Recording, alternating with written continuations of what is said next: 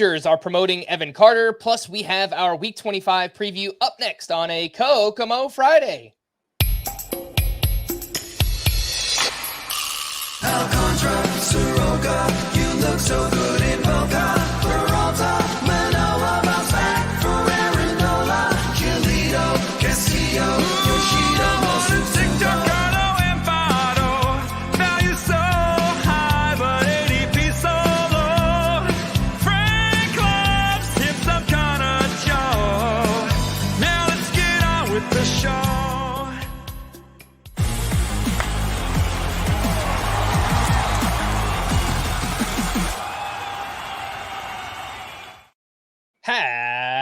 Happy Kokomo Friday and welcome in to Fantasy Baseball today on September 8th. I am Frank Stampfl, joined by Scott White. Today on the show, another massive prospect promotion. Ryan Pepiot took a perfect game into the 7th inning. Way too early 2024 mock draft thoughts and our Week 25 preview. Before we get started, help us out by liking this video and subscribing on YouTube if you haven't already. And don't unsubscribe either, because we're still here 5 days a week. We're hanging out. We're going to have a bunch of awesome off-season content as well. So make sure to stick around. And if you're listening on the audio side, download, follow, and leave a 5-star rating on Apple or Spotify. Let's kick things off. Yesterday, we got the announcement on Jordan Lawler joining the Diamondbacks. And today, we get the Rangers promoting their top prospect, Evan Carter. Actually comes with a bit of bad news because the Rangers find themselves in need of an outfielder as Adolis Garcia was placed in the IL with a right patellar tendon strain. Top 8 outfielder in both head-to-head points leagues and roto. So pretty big loss for fantasy. But let's focus on Evan Carter for now. He's considered a top 10 prospect in all of baseball, 21 years old, former second-round pick back in 2020. This year in the minors was batting .288, 13 homers, 26 steals, and .863 OPS across 3 different levels. Scott, I've talked way too much. You get your chance. Tell me about Evan Carter. He is 20% rostered on CBS. He is a good prospect. He spent most of this year at AA, where he slugged .451, and he's only 21 years old. So I think, you know, there have been a lot of aggressive promotions here in September, and I think that's going to become kind of the norm moving forward based on the new draft pick incentives for having a rookie.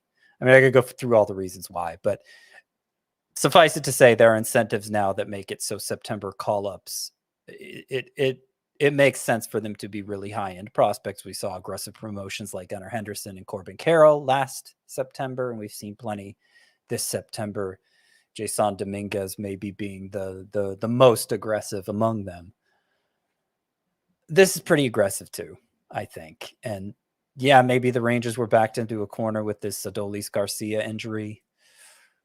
I'd be surprised if this goes well with Evan Carter, though, because first of all, among the prospects who rate as highly as he does, it was always accompanied, that ranking was always accompanied with the understanding, okay, he hasn't reached his final form yet here. He still has strength to gain. You know, I mentioned the slugging percentage wasn't that great at AA. The exit velocity is at AAA.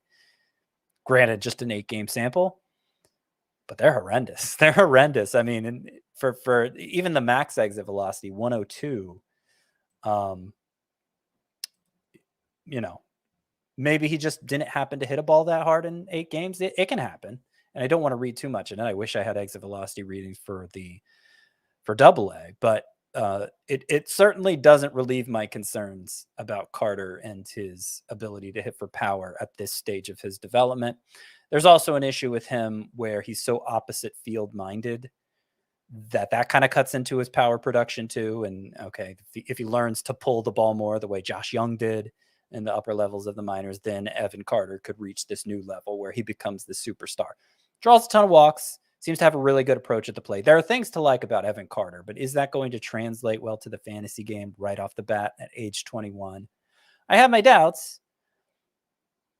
You know, it's never a good idea. I mean, never a good idea. It's never a bad idea to gamble on upside if you have the roster space. You know, if you need a dose of upside here and you're not seeing it anywhere else on the waiver wire, okay, take a flyer on Carter. Maybe he does hit the ground running here, but I'm skeptical of that. And I think the position most people are in, they'll have a hard time coming up with somebody to drop for Carter. It might just be if you play in a deeper league and you lost an Adolis Garcia or maybe even a Mookie Betts. Hopefully that injury is not too serious, but he was seen leaving the ballpark on crutches here on Thursday. We'll talk about that in a bit, but maybe you're just in a pinch in a deeper league and you just don't really have a choice right now. So Evan Carter will be available in some of those deeper 5 outfielder leagues. I noticed the same thing. Really good approach, great plate discipline. It seems like he's known more for the hit and the speed tools. Just looking at Fangraphs, he grades out as a 45 game power, and on MLB Pipeline, it's 50 on the 2080 scale. So I don't know that, he's ever going to be like this huge power hitter, but he's probably especially not going to be a power hitter, at least from, this call up moving forward rest of season here. 20% rostered, mentioned he's widely available. This is Evan Carter we're talking about. I'm going to assume that you're going to rank him behind Jason Dominguez, Jordan Lawler, and Ronnie Mauricio. Not that they play the same position, but, just prospect promote. I mean, the very fact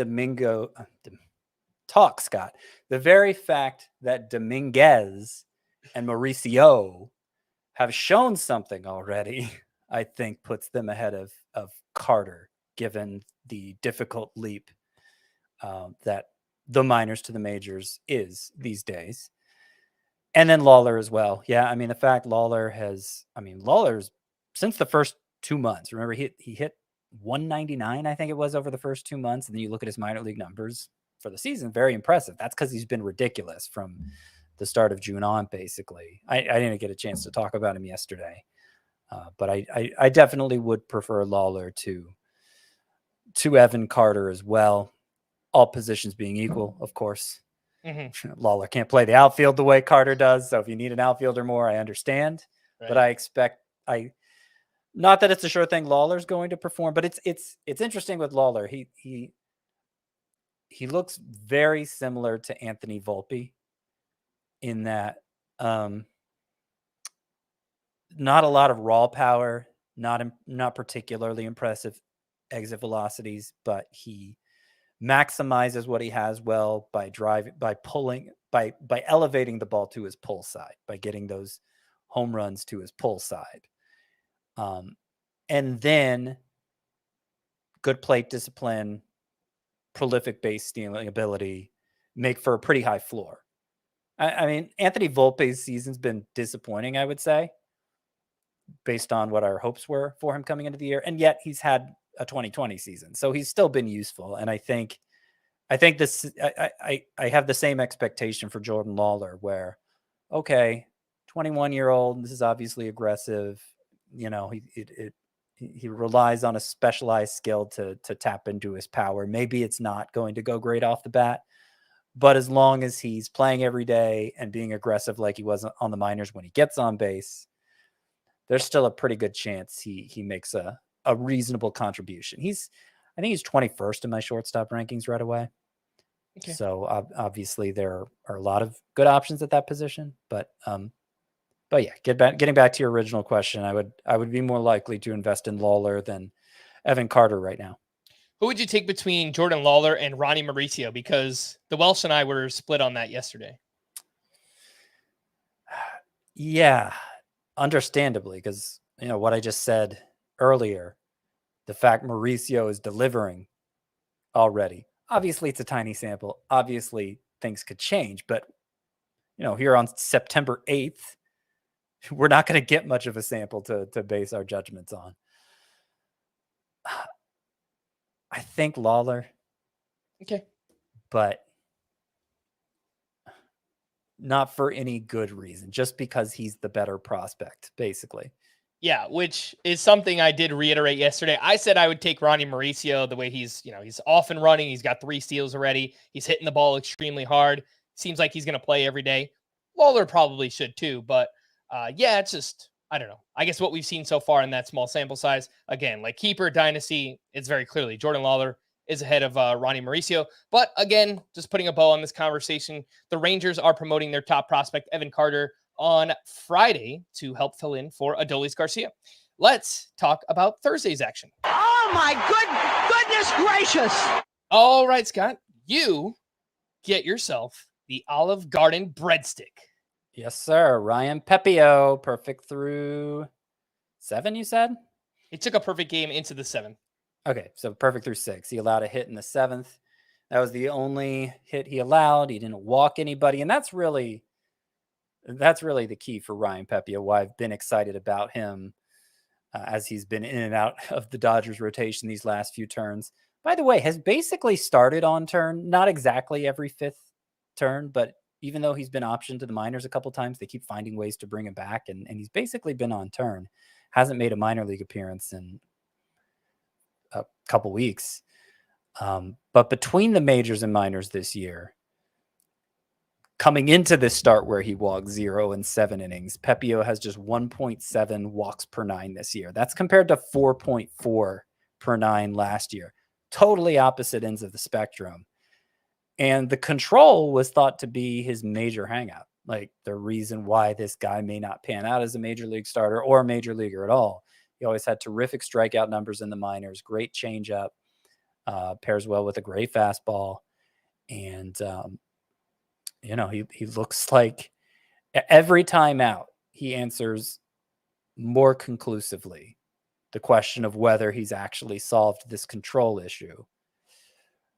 Now, maybe there is a trade-off here with the strikeouts because those have been a little less than stellar, a little less than I would have expected looking at his minor league career. Only 3 strikeouts in 7 innings in this one. And so there may come a point where I do a Pepiot pivot once the Dodgers have fully integrated him into the rotation and everybody's bought into him in fantasy, and then I'll become the bad guy and say, Pepiot is going to regress because not enough strikeouts. But right now, when nobody's on to him and the Dodgers seem reluctant to commit to him, I want a piping hot serving of Pepiot, and I like him as a sleeper pitcher for next week. Hopefully this is what keeps him around once and for all. Between this performance and the new opening in the Dodgers rotation with Julio Urias being out of the mix. Ryan Pepiot, widely available, 40% rostered. Looks like he's in line to face the Padres next week, who are 19th in WOBA against right-handed pitching. Scott, I've got to ask, Ryan Pepiot or any of these pitchers that we keep talking about recently, Jose Quintana, Jordan Wicks, Kyle Harrison, Kyle Hendricks. Those are, 4 of the most added starting pitchers on CBS right now. Would you take Ryan Pepiot over all of them? No. I would not take him over Quintana, especially with Quintana having 2 starts coming up next week. I would not take him over Harrison because I think Harrison's upside is just insane. And I know his last start wasn't great, but I've been encouraged by the how deep the Giants have been letting him work into games and how he's avoided walks in the majors so far. So I would take both of those over him. And I'm kind of torn on Kyle Hendricks too. Hendricks is difficult to assess. He's always been difficult to assess. There really are no comps to Hendricks in baseball and haven't been for a long time. Guy succeeds with an 88-mile-per-hour fastball. And so you always fear it's just going to implode. But he's been so consistent and obviously has a long track record of success prior to having that injury he was pitching through in 2021 and 2022. Is it a shoulder capsule? Something like that. He was pitching through an injury like that and finally had it surgically corrected prior to this season. And seems like he's gotten back to the must-start standing he held for like almost a decade prior to that. I think like 7 years prior to that. So I might lean Hendricks over Pepiot as well. But that doesn't mean I'm not excited for Pepiot. I think those 3 guys I just named are rostered in all my leagues. Yeah, just to put it in perspective, because obviously we're talking about a young, exciting pitcher who pitches for a really good team with the Dodgers. So if all those other names, if Jose Quintana and Kyle Harrison, and they're all gone already, then, Ryan Pepiot looks like the next man up if you need help with your pitching staff. We'll come back to waiver wire pitchers in just a bit. Oh my goodness gracious, for me, I want to talk about Tommy Pham, who had a big game here on Thursday. He went 2 for 5 with a double dong, 3 RBI, 4 hard hits in this game. The Tommy Pham special, we know he hits the ball extremely hard. 30 games with the D-backs. Pham is batting .250 with 5 homers, 23 RBI, 6 steals, and a .762 OPS. The batting average to OPS, not that impressive, but power, speed, batting in the middle of that lineup, 23 RBI in 30 games. That's pretty damn impressive. 37% rostered for Pham. He's got 7 games next week. I like him from like a 5 outfielder league perspective. I don't think I would take him over any of Seiya Suzuki, Nolan Jones, Jason Dominguez. What do you think, Scott? I agree. I want to take him over those 3. Would you take him over Evan Carter? I would, yeah. Yeah, I think so too. I was looking up here his splits against left-handers because the Diamondbacks are facing 4 lefties. Obviously subject to change, but 4 lefties in their 7 games is what they're scheduled to face. His numbers against lefties are, he's hit for more power against them. At least the batting average is actually lower against righties. I don't know that it makes him that attractive of a sleeper for the pickup. Like he didn't make my 10 sleepers. I think the actual pitching matchups for the Diamondbacks are a little bit tough. But yeah, they have 7 games. They're facing 4 lefties. That's maybe useful. Maybe makes Pham a little more useful. Yeah, and again, with all these outfield injuries, Adolis Garcia on the IL, Jorge Soler to the IL yesterday, McCutchen, if you played in a deeper league, we lost him too. Mookie Betts, we'll see what happens there. We need some outfielders again. Suzuki, Nolan Jones, Jason Dominguez ahead of Tommy Pham. Then he kind of slots in there. And 2 other names we talked about yesterday, Michael Brantley and Nelson Velasquez. I think those 2 are also behind Tommy Pham. What do you think, Scott? Also behind Pham? Yeah, I would take Pham ahead of Brantley and Velasquez. I might take Velasquez over him. Okay. Like if you need home runs specifically, I think Velasquez is a better bet. And I do have Velasquez among my 10 sleeper hitters for this upcoming week. Okay. Oh my goodness gracious. Want to give a shout out once again. Every day feels like we talk about this guy. Ronald Acuña. He's unreal. 2 for 5 with a double dong, 2 more homers. One of them 115.3 miles per hour off the bat, 426 feet. He's now up to 34 homers and 63 steals on September 8th. It feels like he's gunning for 40 homers, at least 40. Can we get a 40-75? I kind of feel like 40-75 is going to happen, Scott. I mean, I thought 40 was a stretch, but now he's just 6 away. And it doesn't seem like a stretch anymore. The problem with the steals is that if he's hitting all these home runs, he just might not have an opportunity. I know. I want him to go 40. Like if he gets to 40, I want it to be 40-80. Ooh. But 17 steals, that's going to take some real doing. And, I have to think the Braves are going to want to rest him every now and then down the stretch. Austin Riley was finally out of the lineup here on Thursday. I think he had an illness or something, so it wasn't just purely a day off. But even so, I mean, they've worked their batters harder than any other team this year. And considering the lead they have in the NL East, and frankly, in the race for best record in the NL, why wouldn't they build in a little extra rest for these guys? I'm not saying they will. It's kind of weird that they haven't rested them at all, but Acuña started every single game. Riley had started every game before sitting out this one. Olsen has started every single game. Yeah, that's a little unusual. Scott, he's 25 years old.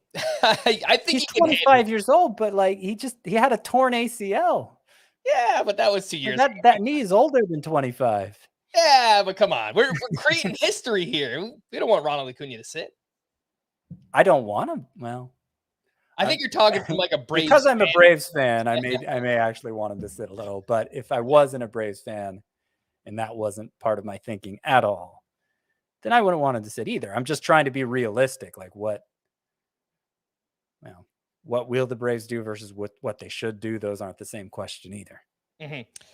Let's quickly run through what happened with Mookie Betts. He fouled the ball off of his foot. And as I mentioned earlier, he was seen leaving, I think it's Marlins Park they're playing at right now, on crutches. And x-rays came back negative. But, anytime a superstar is on crutches, it's, kind of sound the alarms a little bit. So we'll have an update on Friday, hopefully. And my guess is he'll probably sit out at least a couple of games, but hopefully doesn't require an IL stint. He's just been tremendous in the second half of the season. So not this way. Please don't let it happen this way. No, I mean, that could change the shape of the MVP race. Cause I've said before, I thought Betts had passed Acuña for that. Not that it wasn't close, and obviously an IL stint for either one of them could basically decide it. Of course, it's a fantasy show, obviously, and people that could decide some fantasy leagues as well if Betts is suddenly removed, given how insane he's been in the second half. There are other injuries than broken bones. A bad enough bruise could put him on the IL for sure. So fingers crossed it doesn't. Fingers crossed, indeed. Let's take our first break, and when we return, we'll get back into those waiver wire pitchers. An early look at a 2024 mock draft. We'll do that right after this. Sports bettors, it is time to level up. What's up, everyone? I'm Mackenzie Brooks, host of the Sportsline Model Show, a new Sportsline YouTube show powered by the Projections and Insights team. We are giving you a new edge to sports betting by showing you behind the scenes of the Sportsline simulation and using it to answer your questions. Over the years, this team has cracked odds makers' codes and successfully replicated their lines. From there, we find out where books have moved lines artificially to target the public narrative, and we show you how to react to it. So join us every Tuesday for Q&A, value picks, fantasy analysis, and game breakdowns from the brains behind the Sportsline simulation. Come bring your questions and let's cash with the model.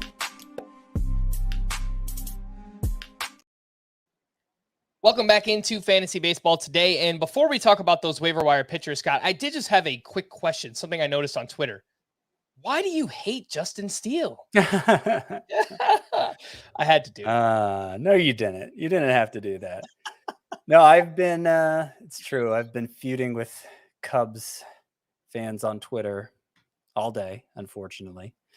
And I didn't even bring up Justin Steele. I just pointed out that the winner of the NL Cy Young race, I think I described it as, is this going to be the saddest Cy Young winner? Is it in the discussion for saddest Cy Young winner ever? And I was just kind of looking to start a conversation, and basically people pointed out that a lot of the Cy Young winners in the 80s, which of course was before my time, were relievers or just, because the idea of bullpen specialization was so new in the 80s. And I think the numbers that came with that, the writers didn't really know what to make of them. So they awarded a lot of Cy Youngs to relievers in the 80s that today are like, what were they thinking? So those would be among the worst Cy Young winners ever. And of course, Bartolo Colon in 2005, Rick Porcello a few years ago when he beat out Justin Verlander. Yeah.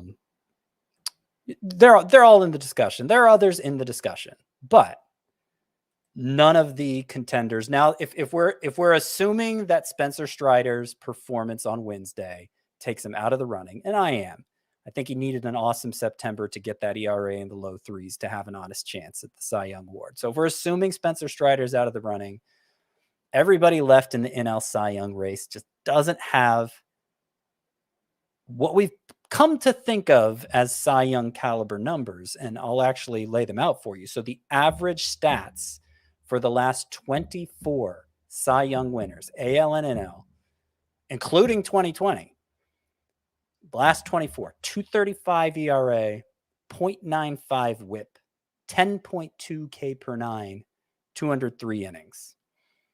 Justin Steele's numbers this year, 255 ERA, up 20 points from the average. 114 whip, up about 20 points from the average.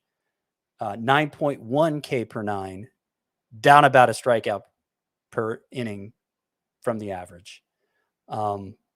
and then 152 innings. And maybe he gets to 180, but he's going to be well below the usual inning standard as well. Now, is he the best pitcher in the NL? He may be, but my comment is not that like Spencer Strider in this pool doesn't deserve to win Cy Young. It's just that this pool seems like kind of a weak pool, doesn't it? And that may have something to do with the rule changes that have been instituted. In retrospect, it may just be that a paradigm shift has happened here and all the Cy Young races in the future will look like this. But I obviously can't compare what I'm seeing now to the future. I can only compare it to the past. So that is where I stand on the Cy Young race in the NL.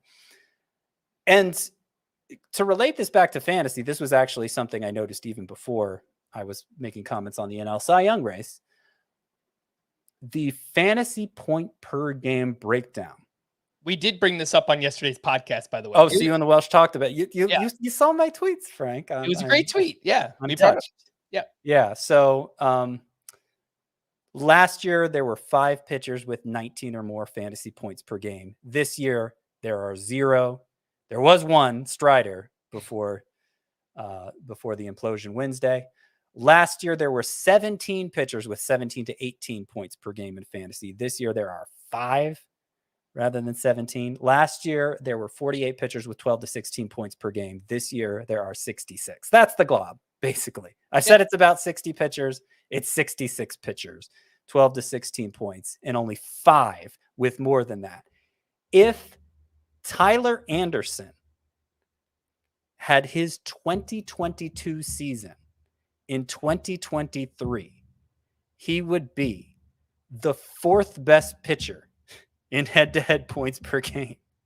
That is the state of pitching in fantasy baseball, and we see it reflected in the Cy Young race. I can't disagree with you. I think Justin Steele has had a fine season. I think he's worthy of winning the Cy Young, given the top candidates, I guess you could say. Just to put a bow on this conversation, I guess, Cubs fans, take it easy on Scott, man. Like, there's no reason to castigate the entire fan base, but they like. Yeah, look, I'm not going to. I've crossed Cubs Twitter a couple times, and there is a different level of viciousness that comes with that. Yeah, and I'm not generalizing. It's not all Cubs fans, but for the Cubs fans that are currently attacking Scott White, it's like, they don't listen to this show anyway. Yeah, probably not.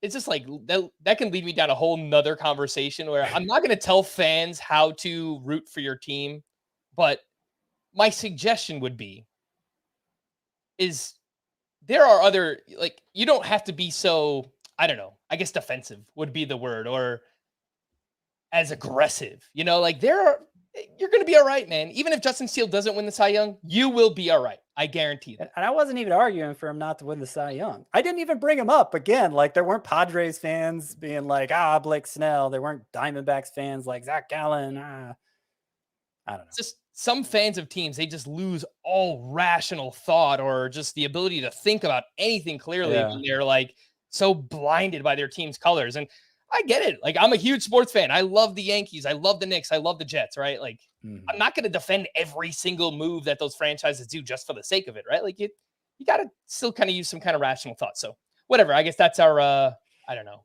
TED Talk of the day. That's our whining about Twitter. Do we do that too? Do we whine about Twitter too much? We might, like, but the thing is Twitter. The thing, because we're in media, so we're on Twitter all the time. X, whatever. We're on Twitter all the time. And so like it really shapes our perspective of the world in a way. Like, what percentage of the population is actually on Twitter? Like 10% or something. Like, I mentioned to my wife something that happened on Twitter, and her eyes just glaze over because like it doesn't matter to most people. Right. Yeah. Like the other day, my wife asked me, she's like, "What's wrong?" I'm just like, "Oh, well, people just annoying me on Twitter, the usual stuff." Yeah. Anyway, let's move on. I probably shouldn't have even done that because I do want to talk about this early mock draft. Anyway, waiver wire pitchers. We'll quickly run through these names. Ryan Pepiot is at the top of the list from Thursday. 3 other names that I don't know. Javier Assad didn't even pitch well, but I put him on this list anyway. Zach Littell, back on track here. The longest start of his career, 8 innings, 1 run, 4 strikeouts against the Seattle Mariners. Cal Quantrill, Back-to-back quality starts since returning from the IL. 6 shutout innings with 6 strikeouts at the Angels, and has changed his pitch mix. He's throwing more curveballs, more splitters, getting a few more whiffs. It might matter, I guess, for Cal Quantrill. And then Javier Assad wasn't great. 5 1/3 innings, 3 runs, 1 walk, 0 strikeouts, 14 hard hits in this game. Scott, any enthusiasm for Zach Littell, Cal Quantrill, Javier Assad? Not really. I mean, this was the last few Thursdays. The schedule has been so light, It feels like we have nothing. Feels like we have nothing to talk about but Twitter feuds. Assad obviously was on a nice run, a 1.95 ERA in his previous 6 starts, and in his last 2, he had got 7 strikeouts in each. So it seemed like, maybe the strikeouts are picking up. But this took the air out of the balloon pretty quickly, getting 0 strikeouts in 5 1/3 innings and not turning in a very good stat line. Littell, we could have had him as an oh my goodness gracious player with this 8-inning performance against the Mariners. 4 strikeouts in 8 innings, 7 swinging strikes. His previous couple starts were pretty bad. I thought I had the numbers right here. They're bad. Yeah. Previous 3 starts, a 6.75 ERA, 1.38 WHIP for Zach Littell. He throws a lot of strikes, but all his ERA estimators are over 4. And I'm not saying he can't be used with the right matchups. I know he has 2 starts coming up next week, and I did move him up in my 2-star rankings from the one I sent you, but still not in a range where I'd recommend Zach Littell on any level. Okay. Does this matter in very Quantrill? Yes. Quantrill might be the most interesting because in 2 starts since returning from the IL, he's given up a combined 2 earned runs in 12 innings, only 5 hits allowed in those 12 innings. And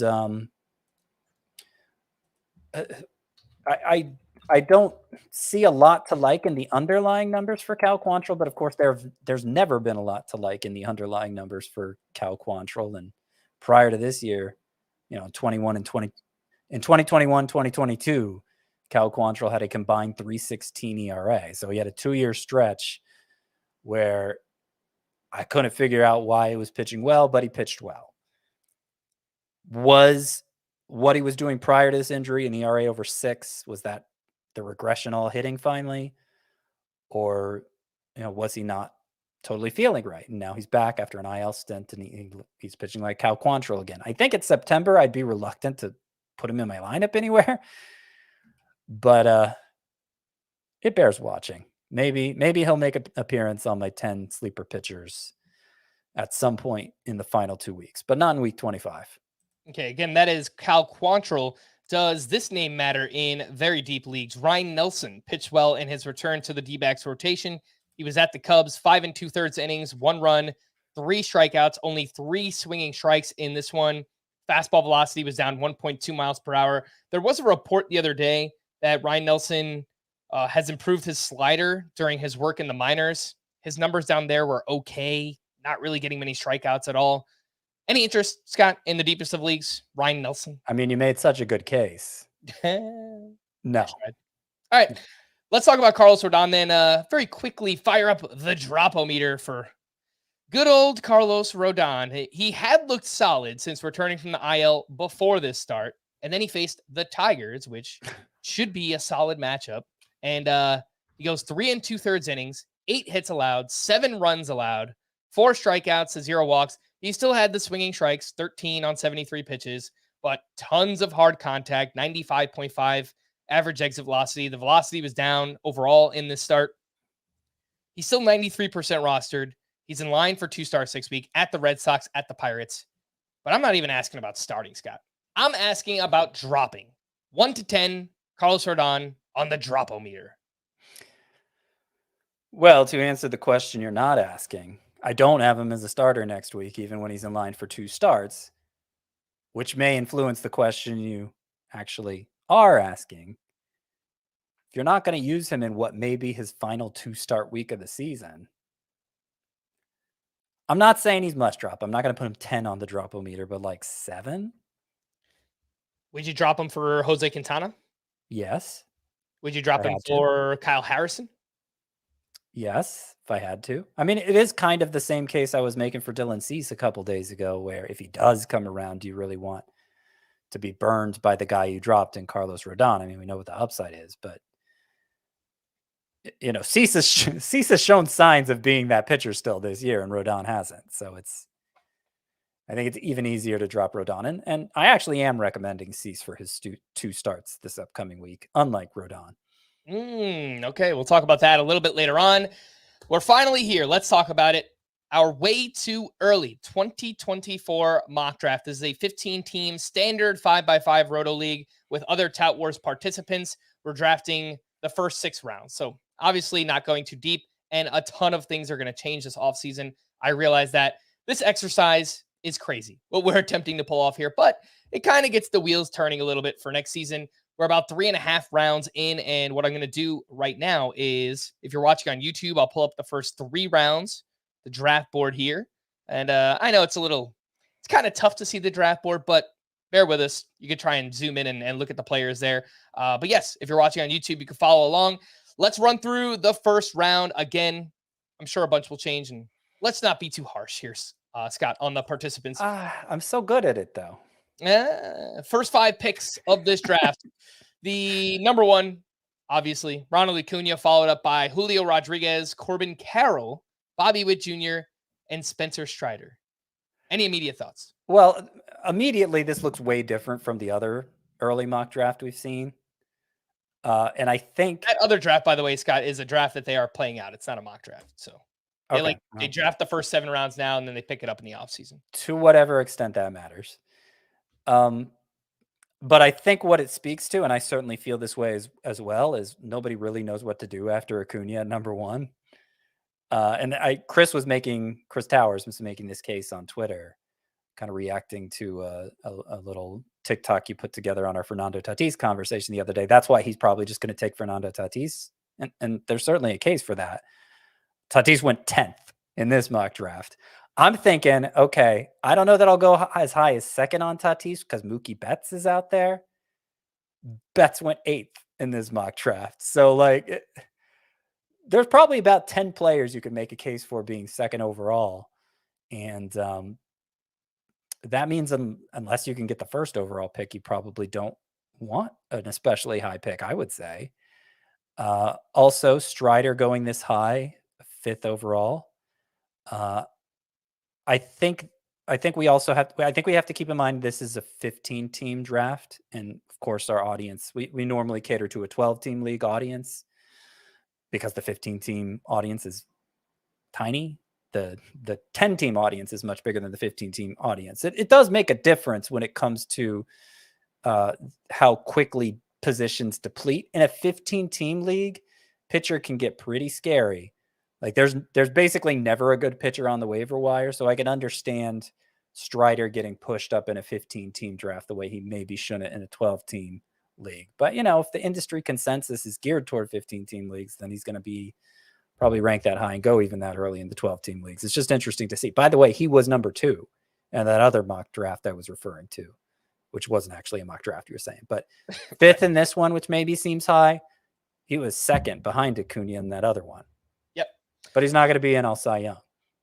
No, because of the inflated ERA. But obviously, if we had this discussion yesterday, Scott, we went down a rabbit hole of Tyler Glasnow and Spencer Strider basically being in a category of their own right now in terms of skills. And clearly, I stand by that. But we'll talk about that. Yeah. And in defense of Strider just being the number 1 pitcher next year, even though the ERA is high, I think if I am going to invest early in a pitcher, I got to get strikeouts from him. I think that's the clearest way. I think that's the only worthwhile way to distinguish a starting pitcher from the glob, because the glob is so big. All but 5 pitchers this year. Basically, I'd been saying a couple dozen. It's really more like all but 5. Only 5 pitchers are above the glob. Strikeouts. You need to get strikeouts if you're going to reach for a pitcher, and nobody does that better than Strider, obviously. Correct. Picks 6 through 10 in this early 2024 mock draft. Kyle Tucker, Jose Ramirez, Mookie Betts, Aaron Judge, and Fernando Tatis. Again, I agree. I think there's an argument Betts and Tatis probably still could be top 5, top 6 picks. I think maybe it's a touch early for Jose Ramirez. He's still having a fine year, but it kind of feels like we're starting to go down the other side of the mountain here with Jose Ramirez. But I don't think there's anything egregious. Yeah, I mean, he's had a 2020 season already. Not that that means what he used to, but it's still not something you'll find much of at third base. And that may speak to the difference between a 15-team league and a 12-team league too. Having to go 15 deep at third base in your league might make it scarcer than a league where you don't have to go that deep. But it is really hard to justify him over Betts, I would say, especially since Betts is going to be eligible at outfield and second base, maybe shortstop. I don't know. It depends how this foot goes, but he could still come away with shortstop eligibility for next year. Potentially, and Judge as well, and Tatis as well. Yeah, all three of them behind Ramirez. I agree. They can't. No matter what your perception of third base is for next year, you can't have them ahead of those three guys. All right, picks 11 through 15. Juan Soto, and followed by Freddie Freeman, who went to me, 12th pick in this draft, and it's just like, really, we're doing this again. Freddie Freeman at 12. I mean, it just feels like he should go no later than like a top 8 pick, I would say. But yeah, he's going to be top 5 for me for sure. Yep. And then after Soto and Freeman, Garrett Cole at 13, followed by Shohei Ohtani, the hitter. Still have a whole offseason to kind of figure out what's going to happen with Ohtani. And then Matt Olson. I thought this was a pretty interesting group rounding out the top 15. I get why Matt Olson is kind of in this area. I don't think I would do it, but the power and the RBIs and just like all the counting stats is pretty enticing. I mean, the pick I like least here. Well, the pick I like least is Ohtani, just because I think he's going to have Tommy John surgery and not be ready to pitch or hit at the start of next year, which will make him not worth a first round pick. But leaving that aside, the pick I like least here is Soto. I don't think I can do the Soto in round 1 thing again. He has first round upside. Given how young he is and how good the data is for him, I think we'll still see him have years where he hits well over 300 in the future. I still think he has an MVP or award or two in him, but I can't do the rose-colored glasses thing with him for a third straight season, especially given the other really good hitters available in the same range. Freeman. I mean, I think I'm going to take Matt Olson over him. Atlanta, baby. I think I'm going to take Matt Olson over Soto next year. And I'll be fine taking Soto in round 2 if he lasts to my pick then. But no, I can't justify him. Certainly not over Freeman, not over Olson, not over Corey Seager, who's the first pick in round 2, paired with Olson. That's a nice way to start the draft, actually. Yeah. Yeah, and I do want to mention part of the reason I don't like Freeman as low as 12, part of the reason I do like Olson as high as 15th is because first base. I mean, we saw that was a position where it was harder to keep up than we thought. All right. Well, my team through 4 rounds. Let's quickly run through this. I got Freddie Freeman at the 12th overall pick. This, I mentioned yesterday, it's not going to happen. This is probably the lowest you're going to see him go. I got Yordan Alvarez at 19th overall, the 4th pick, second round. So I think I'd rather have him than Soto. I think so too. And then this was kind of the first pick for me where I didn't really have a player I loved at this pick, and it kind of felt like that there was an elite tier of hitters that kind of dried up. And so with my third pick, I took Tyler Glasnow, and we spoke extensively about him yesterday. That's the 12th pick of round 3, 42nd overall. He was the 9th starting pitcher off the board. And again, I think from a skills perspective, him and, well, obviously you could argue Jacob deGrom, but we're not going to see deGrom for a while. But Glasnow and Spencer Strider are in a class of their own right now. Swinging strikes, strikeouts, K- walk rate, underlying numbers, FIP, XFIP, anything you want to look at. Those two are in a category of their own. So I get there's a lot of injury risk, but I think he's worthy of that pick. And then I took Manny Machado in the 4th round. That's 49th overall. I think overall it's a pretty boring start, Scott. I don't have many steals, but I'm looking at a few players in rounds 5 and 6 that I think could help make up some of that speed deficiency. Manny Machado in round 4 feels like robbery too. I understand he's let us down this year, but he's so young still, and obviously has the track record he does. I think this season will go down as an aberration. And so if we're able to get him that late next year, I'm going to be very much in on that. And when, I say round 4 in a 15-team league, that might be more like round 5 in a 12-teamer. Yeah, I think I think your point about Glasnow is well taken. I'm definitely, and this kind of goes back into the idea of how many pitchers are in the glob and what it takes to distinguish yourself from the glob in this current pitching/hitting environment. I'm going to be really all about skills again at starting pitcher moving forward, which is how I started out my fantasy career. Back when not that many people were about skills. They were basically just about last year's numbers. And it worked well for me, but then everybody kind of caught up to it. So I tried to find market inefficiencies having to do with workload, which I still think is important. But because we're in an environment now where pitchers are having an even harder time distinguishing themselves, you got to go for the skills and just let the workload work itself out. I don't know if Glasnow specifically is somebody I'm going to target if he goes this early, but I understand why he would be going this early, given the emphasis I know I'm going to have on skills, and maybe everybody else is too. I've got 5 names that I think are interesting players, and quickly I'm just going to read off where they went, and you give me a 2-word answer, Scott. Too high, too low, or just right. Corey Seager went 16th overall. Too low. Trey Turner, the very next pick, 17th overall. Just right. Ellie De La Cruz, 25th overall. Too high. Gunnar Henderson, 35th overall. Too high. Edwin Diaz, the first closer off the board, 43rd overall. Too high. All right, let's take our final break, and when we return, we'll quickly run through the news and notes, and we've got our Week 25 preview here on Fantasy Baseball Today. Here we go. This is all we all been waiting for. Time for some football, baby. Plowing ahead for the touchdown. Oh my gosh, here he goes. We can't wait for Sunday afternoons.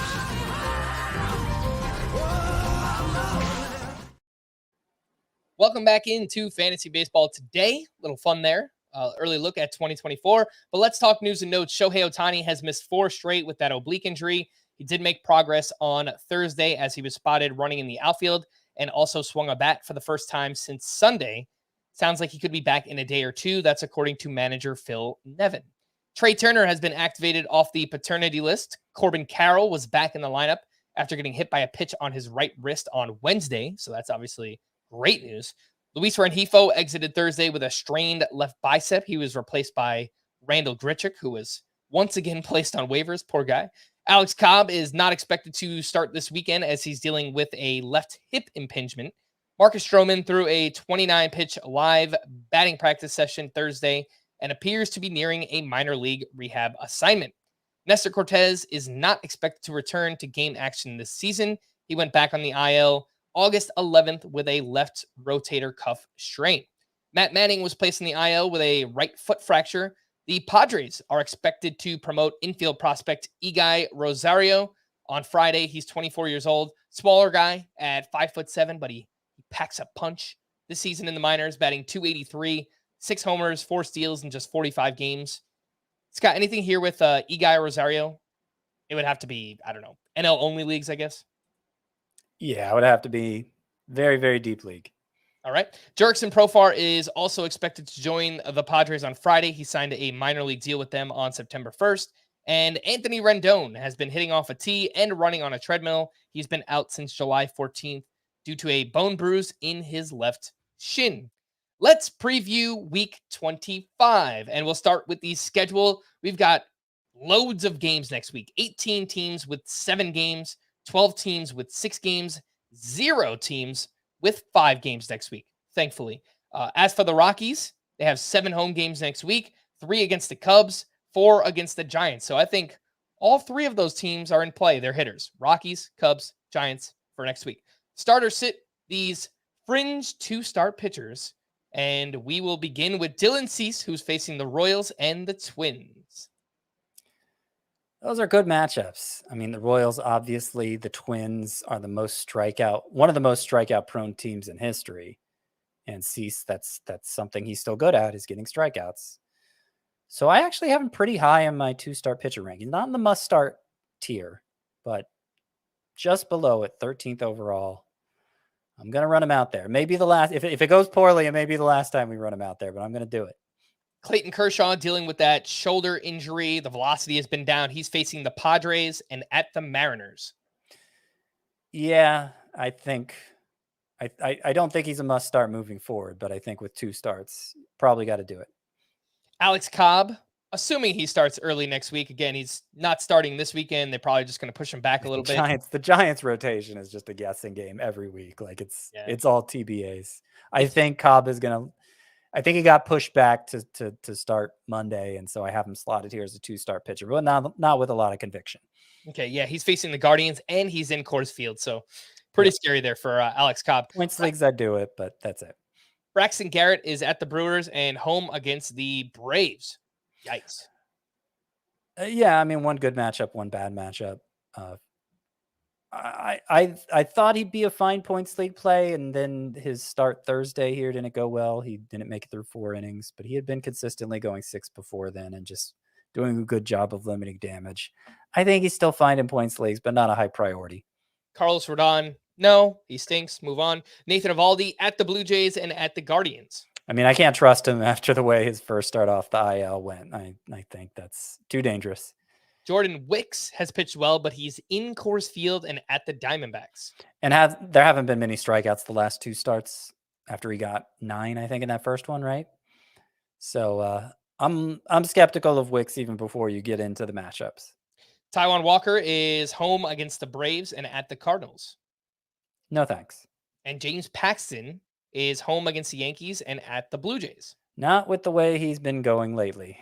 All right. Well, that means you might need 2-star pitchers to add off the waiver wire and stream for next week. You've got 8 names on the list. Who are they? I do. It's mostly 2-start options since there's 44 of those this week. We've been having light 2-start slates in recent weeks, but this one's a heavy one. Jose Quintana's the best, still available in more than half of CBS slates.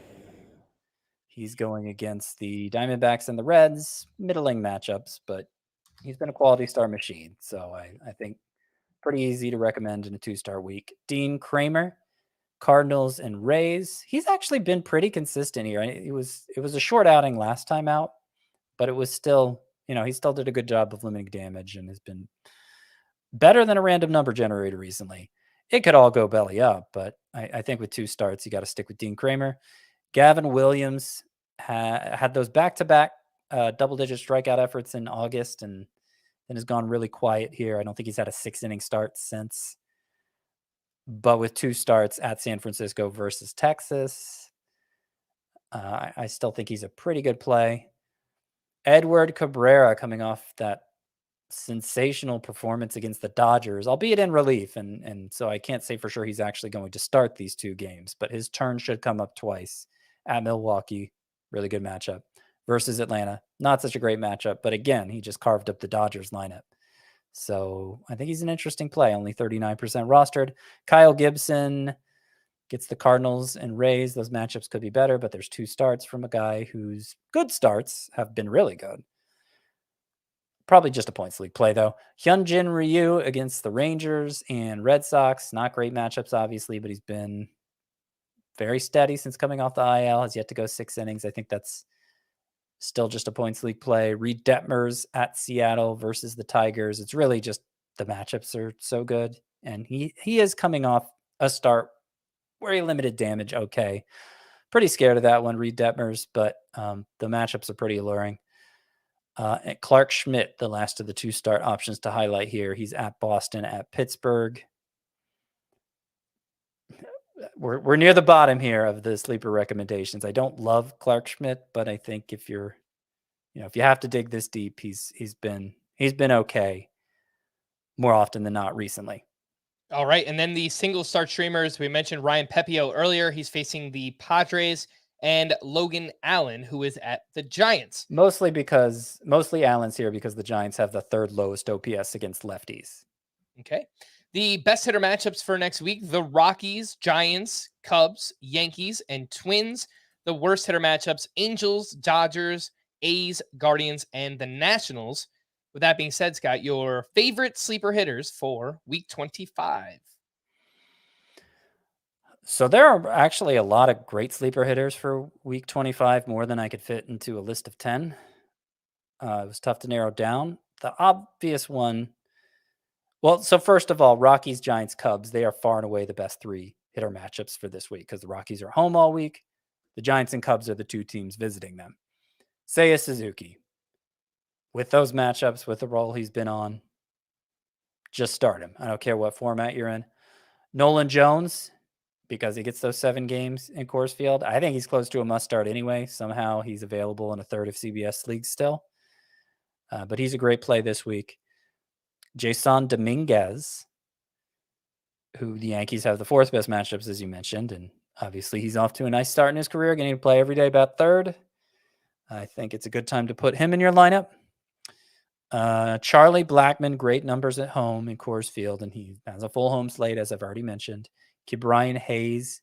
Pirates matchups, they weren't mentioned among the best 5, but they're also really good. They're facing the Nationals for 4 games and the Yankees for 3, so good time to start Brian Hayes. Obviously, he's been hot since the start of August. The Giants were the other team visiting Coors Field, so I think Wilmer Flores is the best play from their lineup, especially since they're scheduled to face 3 lefties. The Brewers have good matchups. Only 1 lefty on the schedule, so it's a good time to use Sal Frelick. The Twins, you mentioned, have the 5th best matchups. 0 lefties on the schedule. That's great. That there's no better lineup than zeros. There's no lineup that benefits more from 0 lefties than the Twins. Edward Julian, Matt Wallner has great numbers against lefties. Against righties. He didn't make the top 10 here, but Max Kepler is a quality play with all those righties on the schedule. And of course, Royce Lewis. He's 79% rostered. He technically could have made the cut, but it just felt too easy. So I don't have him in the top 10, but Royce Lewis is a great play as well. Not because of the righties, but just because he's amazing. And then finally, Nelson Velasquez, who we mentioned earlier. Only 8% rostered in fantasy. He's been crushing the ball with the Royals and has actually done a good job keeping the strikeouts under control too. Yeah, I like Nelson Velasquez. I was about to say Nelson Cruz for some reason. He's kind of Nelson Cruz-like, isn't he? Let's hope he is for the rest of the season. Let's wrap up with some leftovers here. We'll talk about some pitching performances. Luis Castillo, another scoreless outing at Tampa Bay. He went 6 shutout, 4 hits, 4 walks, 8 strikeouts for him. Eduardo Rodriguez turned in a quality start at the Yankees, 6 innings, 3 runs, 4 strikeouts. The control has taken a step back in the second half. He has 3+ walks in 4 of his last 8 starts. Again, that's Eduardo Rodriguez. And Max Fried, a quality start against the Cardinals, 6 innings, 3 runs, 4 strikeouts for him. Scott, anything to add on Fried, Erod, and Castillo? Not really. I'd move Fried up to 11th in my rest of season rankings based on the way his last couple turns went. And then it seemed like he took a step back here. But as I said, other than 5 pitchers, it's all pretty gloppy. So I don't know that I'm inclined to move him back down. Obviously, he's a must start rest of season. Yep. Hitting leftover, Spencer Torkelson, 2 for 4 with a double dong. He's now up to 27 home runs on the year. And since August 1st, 34 games, Torkelson is batting .254 with 12 home runs. Yeah, he seems to have rounded into form. I don't know. Maybe first base isn't so weak. I kind of, as I was saying that earlier when we were talking about the mock draft and where Freddie Freeman and Matt Olson went, I started to think, that was really more of a mid-season storyline, first base being weak. Since then, Cody Bellinger's been added to the position. Bryce Harper's been added to the position. Spencer Torkelson has found his form. Tristan Casas has found his form. Yeah. Maybe saying first base is weak is really not the take for 2024. But, I'd certainly rather have Freddie Freeman there than Torkelson, even if Torkelson is showing signs of being startable now. Gleyber Torres went 2 for 3 with his 25th home run. It's been a pretty complete season for him. 275 batting average, also has 13 steals. He is a top 8 second baseman in both formats, head-to-head points and roto this season. Tommy Edman went 2 for 4 with 3 RBI, and in 33 games since returning from the IL, he's batting 274 with 5 homers and 9 steals. Now that is more of the Tommy Edman that we were expecting. Matt Olson went 2 for 3 with his league-leading 47th home run, and Ketel Marte is heating back up his last 15 games, batting 327 with 3 homers and a 1033 OPS. A quick question on Sean Murphy. We've received some questions about him recently. He has struggled massively in the second half. He's batting 178, 3 homers, a 643 OPS. He's been sitting out quite a bit. He's only started 6 of the last 11 games for the Braves. Scott, in a one-catcher league, dare I ask, would you drop Sean Murphy for somebody like Mitch Garver? I didn't move Garver ahead of Murphy when I updated my rest of season rankings yesterday. I think they're 2 spots apart. It's certainly justifiable. I wouldn't blame anybody for doing that. I know at some point, I don't remember exactly when it was, but Sean Murphy got whacked in the head. You can't help but wonder if he didn't miss any time for it, which is why I can't find the date when it happened. But you wonder if that might, if maybe he kind of like what happened with Anthony Rizzo. I mean, hopefully there's nothing going on like that with Sean Murphy. But at the time, it occurred to me, are they sure there's nothing wrong there? And now he's having this awful performance. It doesn't help that he sits as often as he does, and that's been going on all year, at least all year. For the times of the year that Travis d'Arnaud has been healthy. I think Brian Snitker feels a lot of loyalty to d'Arnaud since he started every game of their World Series run a couple years ago. But yeah, the playing time, it turns out the playing time, the concern everybody had for Murphy coming into the year has been a real issue. And the overall performance has been enough to overcome it, but recently not so much. Yeah. It's been frustrating. As someone who has Sean Murphy in multiple leagues, I have him in 2 catcher leagues, so obviously I'm not doing anything there. But in a 1 catcher league, I think you can consider it here down the stretch. Call to the bullpen, a few updates. For the Mariners, Andres Munoz struck out 2 for his 12th save. For the D-backs, Paul Sewald entered with 2 outs in the 9th, 2 runners on, and a 4-run lead. He got the final out for his 31st save. And for the Guardians, Emmanuel Clase got the 9th inning with a 1-run lead. He gave up 2 runs, took his league-leading 10th blown save and his 8th loss of the year. This would be a fun thing to look up, Scott. I don't know how to look it up. Someone smarter out there, let me know. When has this ever happened? A reliever lead baseball in saves and also lead baseball in blown saves. It's probably happened, but yeah, I feel confident it's happened. It sounds kind of crazy though, doesn't it? Like 38 saves for Class A, but also 10 blown saves. It's a lot. Well, the more save opportunities are available to you, the more you're going to blow. Stands to reason. And if you're a not lights out reliever, which I don't think Class A has been a lights out reliever this year. No. But you're the closer on a team that wins a lot of low scoring games, which the Guardians do. It certainly could happen. I think I remember it happening before. Maybe more than once. I can't think of an example, but I think it's happened. Let's wrap up with to stream or not to stream, and we will start with Friday, where we do have some interesting options here. I think Christopher Sanchez against the Marlins. Kyle Harrison against the Rockies. That game is in San Francisco. Yep. High risk, high reward. Yeah. I'll just run through some of the names, Scott. You tell me if you like any of these. Mike Clevenger at the Tigers. Reese Olson against the White Sox. We have Emmett Sheehan at the Nationals. Paul Blackburn at the Rangers. Logan Allen at the Angels. Maybe with no Ohtani. Griffin Canning versus the Guardians. There are some names. Yeah, if you're asking me to pick my 3 favorite for Friday, it would be Kyle Harrison 1, Griffin Canning 2, Christopher Sanchez 3. All right. On Saturday, we are looking at Brian Wu at Tampa Bay. Maybe Michael King versus the Brewers. Wade Miley on the other side of that start at the Yankees. It's not a great day. Not a great day. I might roll the dice on King if I'm forced to pick somebody from Saturday. He did go 5 innings last time, I believe. Maybe he's gonna give you a quality start this time. All right. And then on Sunday, looking at Ranger Suarez versus the Marlins and Kyle Hendricks versus the D-backs. I think that's fine. Yep. I don't know that there's a third that I feel great about. Miles Michaelis at the Reds, maybe. Brandon Pfaadt's last start against the Rockies was bad, so I don't think I could trust him at the Cubs. I'm kind of interested in Tyler McGill at the Twins. It's just the Twins is like it's so hit or miss though, because they hit the ball hard, but they also swing and miss a lot. Yeah, so you're either going to get like a 9 strikeout day or a 4 homer day, as happened to somebody recently. Right.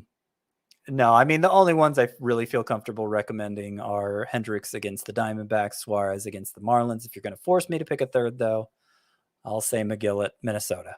All right, we're going to wrap there. For Scott, I am Frank. Thanks as always for tuning in to Fantasy Baseball today. Please make sure to follow and leave a 5-star rating on Apple or Spotify, and we'll be back again next week. Bye-bye.